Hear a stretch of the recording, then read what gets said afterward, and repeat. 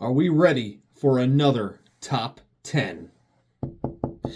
Yes, I certainly am. And today we are going to go over my personal top 10 favorite John Carpenter movies. Now, I decided to do this top 10 because I was just thinking about this for a while where I wanted to do like my personal John Carpenter ranking, but the great Nick Push beat me to it. I was a little frustrated by that. I'm like, damn you, you stole my idea. I wanted to do something before somebody else did. But, he's telling me, he's like, dude, do it. I still want to see you do it. I want to know what you think, and that makes me happy because it makes me feel like, no, you're not just stealing other people's ideas. I mean, for God's sakes, who knows how many freaking ranking videos there are of every director out there, But, I'm just going to give my personal top 10 favorites, So in this list, I didn't really have to think too hard about it, but some of them you ask me tomorrow, this list could be a little bit different. So I'm going to start things out with number 10, and that is Village of the Damned. Now, I don't think Village of the Damned is a very good movie overall. It gets a little weird and creepy, but I see Christopher Reeve and I don't see Superman. I don't see Clark Kent. I think he pulled it off good. That was a remake of a movie from, I think, the 50s or 60s. I'm not exactly sure. John Carpenter wasn't doing too good at the time, but, it's a guilty pleasure for me. I'm cool with it. I certainly am. And then number nine is Big Trouble in Little China. Kurt Russell, Kim Cattrall, you can't go wrong. Kurt Russell, one of my all-time favorites. Just that, like, action adventure western funky dooky insane kung fu craziness. It's just a real fun goofy movie to watch. I probably didn't see this movie until I was, I don't know, 16, maybe 18. I was not introduced to this by my brother or anything. I found it on my own, and I'm like, oh, the guy who directed Halloween did this. This is pretty cool. Kurt Russell, it's awesome. I showed my wife this movie, and she was fun with it, so she had fun. It was all right. So Big Trouble in Little China, not a horror movie, but John Carpenter, I'm all right with it. Now, this might surprise some people. At number 8, I've got Vampires. John Carpenter's Vampires. Just I'm not big on the vampire subgenre, other than, put it this way.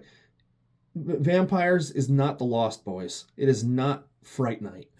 But it's just, James Woods was phenomenal in this. You got, what's his name, Terry Silver from Cobra Kai in there. It's just a fun, crazy, the gore in there is pretty fun. The action, like a Western vampire movie too. I think this was 1998. I had fun with it. I still enjoy it. I'm all right with it. Number 7, They Live. As a young kid, I didn't really understand it that much. I was like, oh, Rowdy Piper, being a big, passionate wrestling fan, Rowdy Piper, you gotta love it. 1988 was They Live. I love it. I watch that, every year, probably once a year. I'll go back to They Live and revisit that. Now, number 6, we've got another John Carpenter movie that is not horror, and that is Escape from New York. The first time I saw that movie, I'm like, wait, Loomis is the president? Wait, what? Oh, God. I showed my wife this movie for the first time. She's like, wait, is that the guy from Overboard? I'm like, yeah, it's Kurt fucking Russell, damn it. Yes. Hell yes. Snake Plissken. I love it. I absolutely love it. You got basically that whole Carpenter crew in there. It's just a blast. I love it. Absolutely love it. Now, number 5, Prince of Darkness.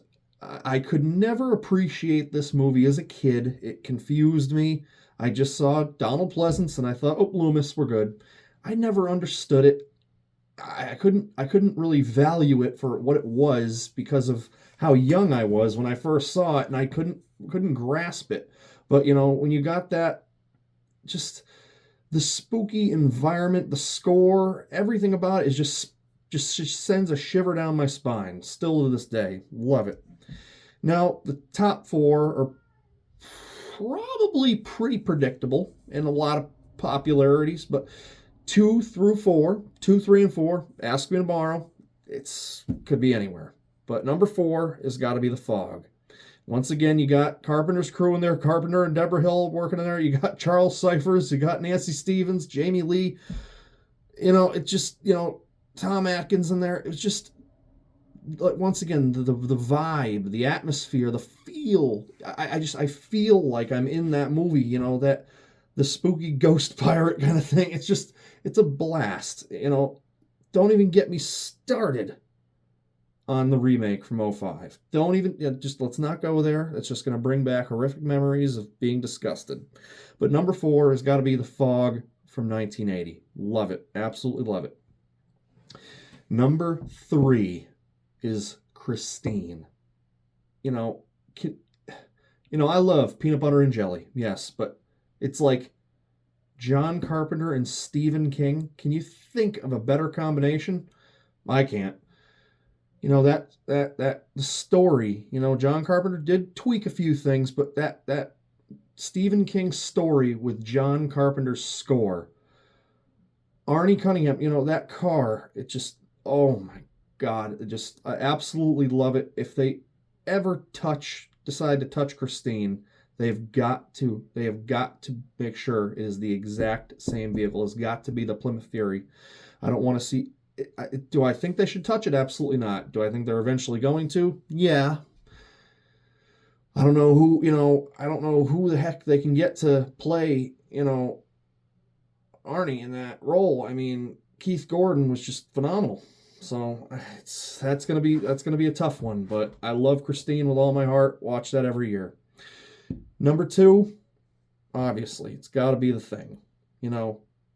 Just that. It's like, I think of The Thing, I feel the same way I do with Alien. Just that fear of nobody's going to come rescue you. The isolation factor. Like I said, the score of that movie, Keith David,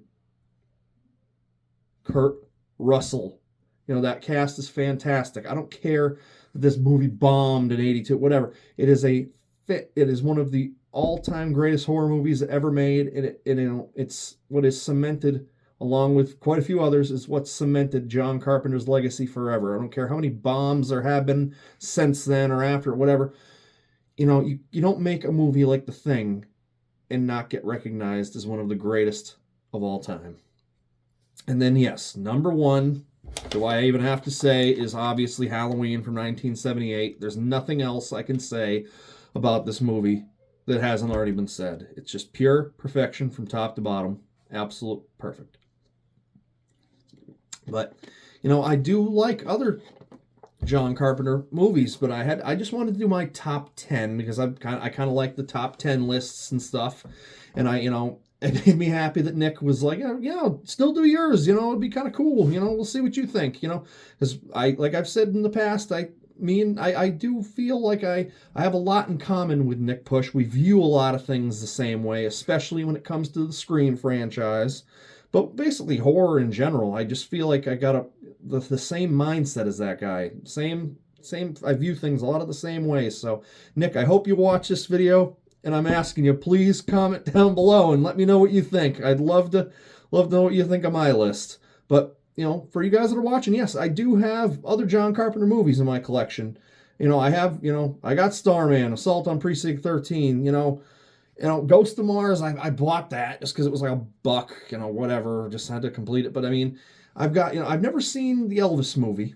I've never seen that, but, The Ward, but there's other John Carpenter projects out there that I'm cool with, but I just wanted to do the top 10 today.